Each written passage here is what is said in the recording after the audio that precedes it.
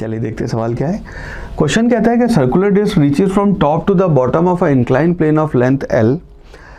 When it slips down the plane it takes t seconds. When it rolls down the plane it takes alpha by 2 under root t seconds.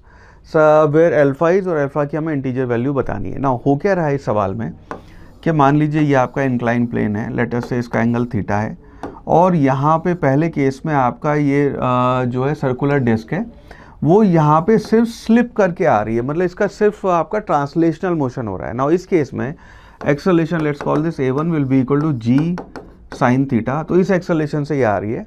Let us से आपकी incline plane की length l है, तो इसको आपको जो time लगा है वो t सेकेंड्स टाइम लगा है। सेकेंड केस में आपका यही सिनेरियो सेम इंक्लाइन प्लेन है लेकिन इस बार यहाँ पे फ्रिक्शन है और उस फ्रिक्शन की वजह से इस बार ये प्योर रोलिंग करते हुए आ रही है और आपकी लेंथ सेम l है। एक्सेलरेशन इस बार डिफरेंट होगा और आपका जो टाइम लगा है वो टाइम अपने को दिया हुआ है alpha by 2 under root multiplied by t, इतना टाइम आपको यहाँ पे लगा है।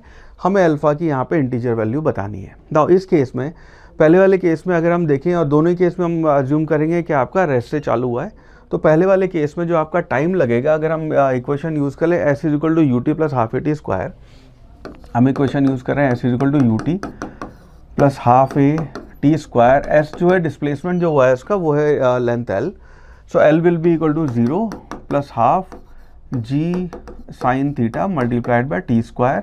ये आपकी पहली इक्वेशन हो गई। तो इसके बेसिस पे हम कह सकते हैं कि टी जो है उसकी वैल्यू हो जाएगी under root of 2l divided by g sine theta. Let's call this equation 1। ये अपने को टी की वैल्यू यहाँ पे दी हुई है।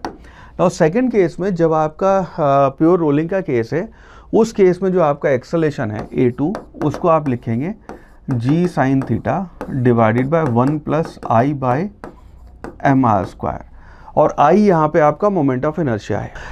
अब इसमें अगर यहाँ वैल्यू रख दें तो आ जाएगा आपका g sine theta divided by 1 plus I इसका हो जाएगा एम आर स्क्वायर बाय 2 और नीचे हो गया आपका एम आर स्क्वायर कैंसिल हो जाएगा।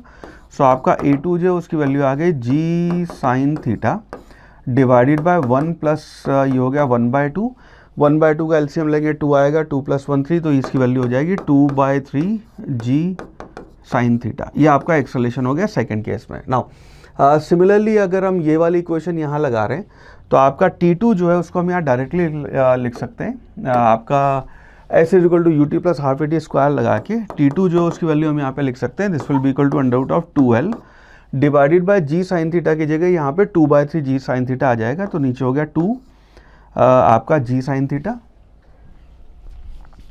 जी साइन थीटा और नीचे 3 था उसे ऊपर ले आके मल्टीप्लाई बाय 3 कर देते हैं, तो ये आपका 2 से 2 कैंसिल हो जाएगा और ये जो वैल्यू आ जाएगी this will be equal to ये हो जाएगा आपका 3l divided by g sine theta.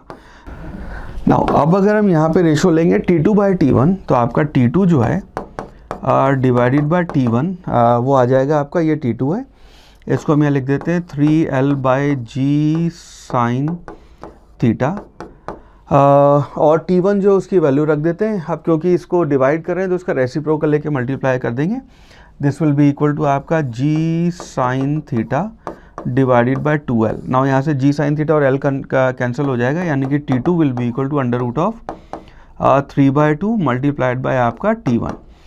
और इसको अगर हम कंपेयर करें तो उसके बेसिस पे हम कह सकते हैं कि आपका अल्फ़ा जो है उसकी वैल्यू हो जाएगी आपकी 3। तो इसको कंपेयर करें तो आपका अल्फ़ा जो उसकी वैल्यू 3 आ जाएगी, यानी कि इस पर्टिकुलर सवाल का इंटीजर टाइप आंसर होगा 3 and that would be the right answer.